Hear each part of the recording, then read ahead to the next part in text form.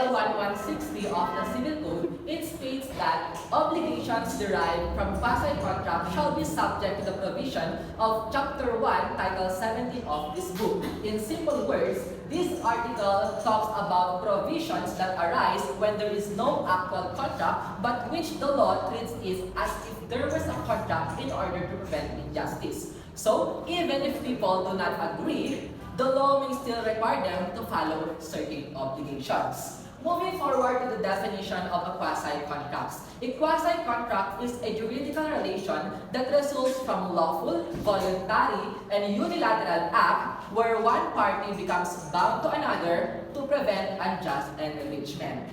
In other words, the law creates the obligation so that no one benefits unfairly at the expense of another. It is important to note, class, that a quasi-contract is different from a real contract, or a quasi-contract is not a real contract, because in contract, there is a meeting of minds and consent of both parties. While in quasi-contract, there is no consent, there is no agreement, and there is no meeting of minds. Instead, the law supplies the consent by fiction. The law acts as if there was a consent, even if parties never intended one, just to prevent injustice or unjust enrichment.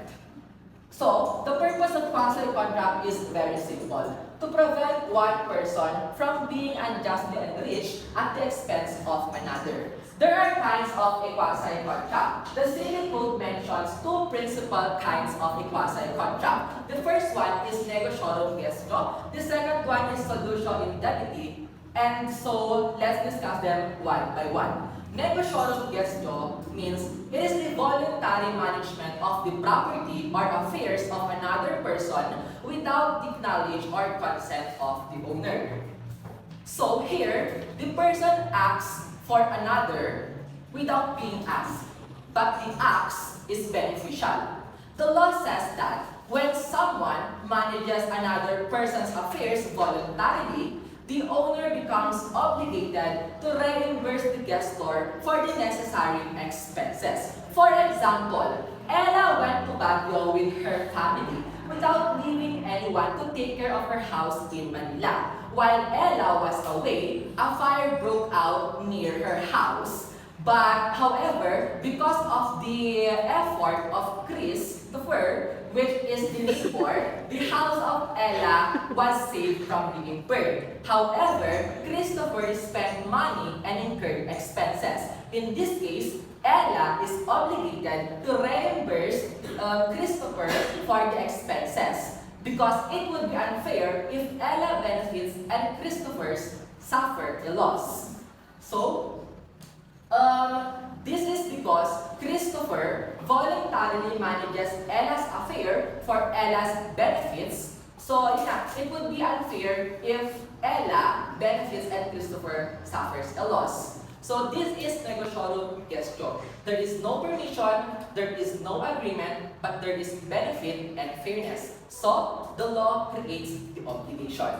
Next is solutio in debiti. Solutio in debiti is a juridical relation created when something is received when there is no right to demand it and it was delivered through mistake. It is based on a principle that no one shall unjustly enrich himself at the expense of another. Solutio in debiti provides requisites. There are two requirements. The first one is that there is no right to demand, or there is no right to receive the thing delivered, and that the thing delivered, or that the thing was delivered through a mistake. And both of these must exist. For example, Chris owes Ella 1,000 pesos. If Christopher paid Glorilyn, believing that Glorilyn was authorized to receive payment for Ella, then Glorilyn has the obligation to return the money.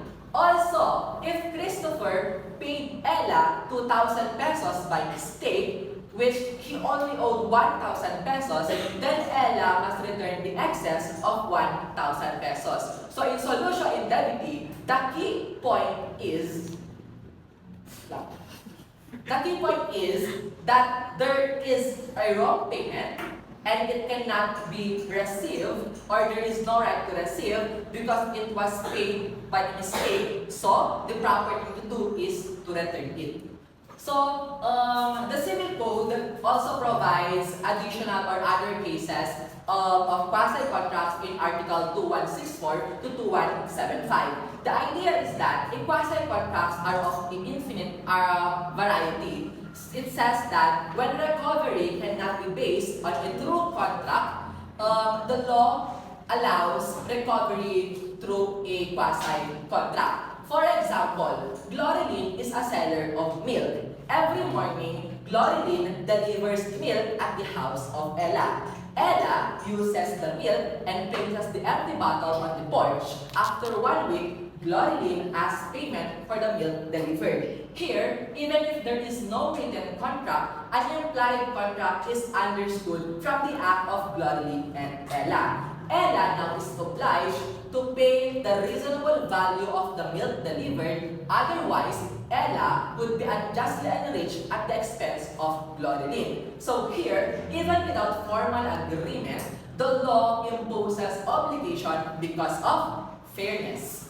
Now, the question is, why quasi-contract exists? Quasi-contract exists because the law does not allow or the law to prevent one person to gain while another suffers loss. And one person, it prevents one person to benefit unfairly. And lastly, it prevents injustice to happen because there was no contract. So the main principle behind quasi-contract is no unjust enrichment. The law would step in and says, even without consent, everyone must be responsible.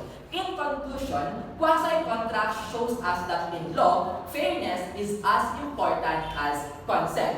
Even if there is no consent, the law will not allow someone to benefit while another is prejudiced. So, quasi-contract exists to protect justice, equity, and balance between people. And that ends our presentation. Professor JC.